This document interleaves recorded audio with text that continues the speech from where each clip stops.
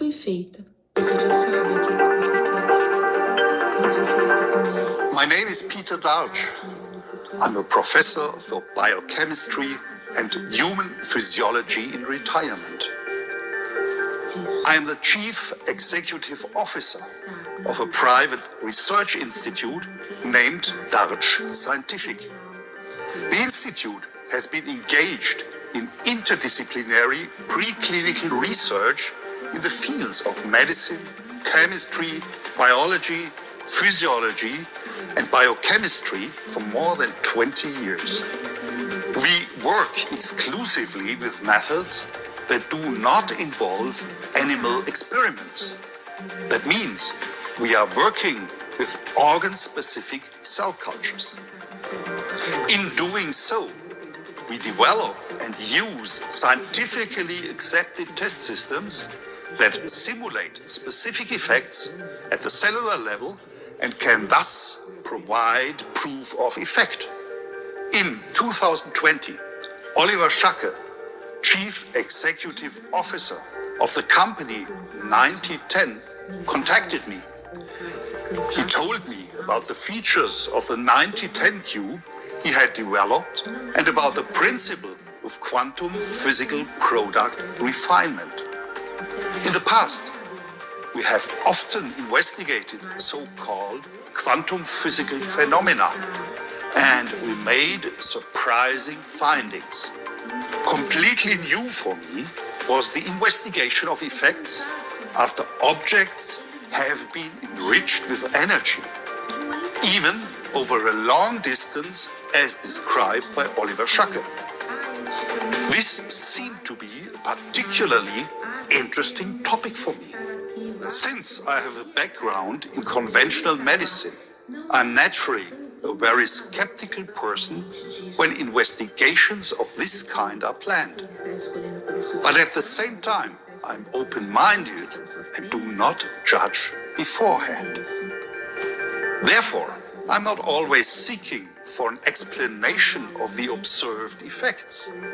Many of the observations and results we have made in our institute cannot be explained by conventional scientific knowledge and are, therefore, actually impossible. Oliver Schacke and myself agreed to perform a first preliminary test. For this purpose, I mailed him photographs of petri dishes with and without seeded cells. The photographs were tagged with the corresponding target coordinates of the petri dishes to be treated. The cell culture that was not exposed to quantum energy but was cultivated in the same manner was taken as corresponding control culture. For the start of the experiment, Oliver Schacke and myself arranged a definite time schedule. Exactly at that time point, Oliver Schacke placed the photographs into the 9010 cube and left them for the complete duration of the test. The airline distance between the cube and the cells was a little more than 8,600 kilometers. We examined cultured fibroblasts. This is the main cell type of connective tissue. We wanted to determine whether cell regeneration or wound healing taking place in the petri dish was positively influenced by the 9010 quantum energy, which was sent from a distant place. The experimental procedure is quite technical, and the exact description would lead too far at this point. In principle, we are talking about the colonization of a cell-free space within a very dense cell layer. The cell-free space can be compared with a cut. It is subsequently closed by migration and increased proliferation of cells.